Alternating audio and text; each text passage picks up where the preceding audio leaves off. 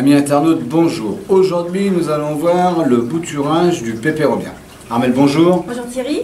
Alors Effectivement, aujourd'hui, on va s'intéresser à cette espèce de plante. Et il en existe 1000. Donc là, on vous en a mis 4 pour vous faire voir un petit peu la différence de feuillage, la différence de port et aujourd'hui, oui. Et différentes façons de bouturer. Et différentes façons de bouturer. Alors pour cette vidéo, nous allons nous intéresser à celle-ci. Donc c'est le peperomia obtusifolia. Il vient d'Amérique du Sud. C'est un peperomia à port élevé, c'est-à-dire qu'il ne retombe pas, pas trop. Disons que son port est un peu érigé. Mais si on le laisse pousser, si on le laisse vieillir, il aura tendance à devenir un petit peu rampant. Oui, parce que c'est un porc après qui va être quand même assez lourd, donc. Oui, voilà. Mais là, on voit bien, il a plutôt tendance à se. Contrairement à celui-ci où on voit déjà que lui, c'est un porc retombant d'emblée. Alors, celui-ci, il est panaché. Donc voilà, nous avons déjà fait les boutures en amont. Donc les boutures ont été faites le 2 octobre. Et nous sommes le 12 novembre. Donc voilà, il a fallu 1 mois et demi pour obtenir un système racinaire quand même assez léger. Voilà.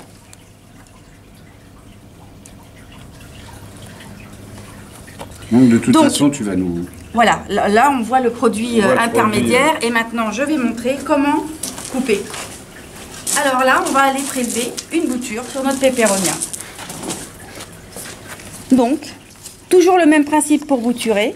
On va aller chercher à l'intersection d'une feuille et de la tige. D'accord? Donc là, hop. Et là, je vais préparer ma bouture. C'est-à-dire que je vais aller couper net en dessous l'intersection de la tige et de la feuille. J'enlève les quelques feuilles qui vont me gêner. Alors... on travaille, nous, avec une lame de rasoir, mais chez vous, vous pouvez travailler avec un ciseau, avec un greffoir. Nous, on préfère la lame de rasoir parce qu'elle coupe net. Mais c'est un petit peu dangereux, effectivement.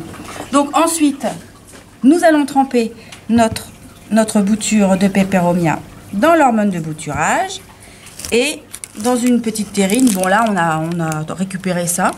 On a rempli les alvéoles avec de la terre. Et nous allons mettre notre peperomia dans la petite alvéole. Alors, et le terreau, excuse-moi, qui ne contient pas d'engrais. Contient pas d'engrais. Alors, c'est une plante qui aime bien un mélange de terreau. Elle a un petit peu de terre de jardin, un petit peu de terreau et un petit peu de terre de bruyère. Voilà. C'est un petit peu délicate. D'accord ? Donc là, nous l'avons mis dans le terreau pour une bonne reprise. Mais sachez que quand vous allez la rempoter dans son pot définitif, il faudra penser à faire ce petit mélange pour l'aider à bien pousser. Et l'arrosage, bien sûr. Alors, l'arrosage, c'est une fois par semaine en été et une fois tous les 10 jours en hiver. Parce que ça n'a pas besoin d'être arrosé tous les jours, même s'il fait très chaud. Alors, cette variété de peperomia, on peut la brumiser quand il fait très très chaud. Si on a un mois de juillet, un mois d'août assez torride, eh bien on peut la brumiser. C'est-à-dire qu'on prend un petit vaporisateur à vitre, enfin oui, bien sûr, voilà, on le vide, on remplit d'eau, et on peut brumiser sans aucun problème.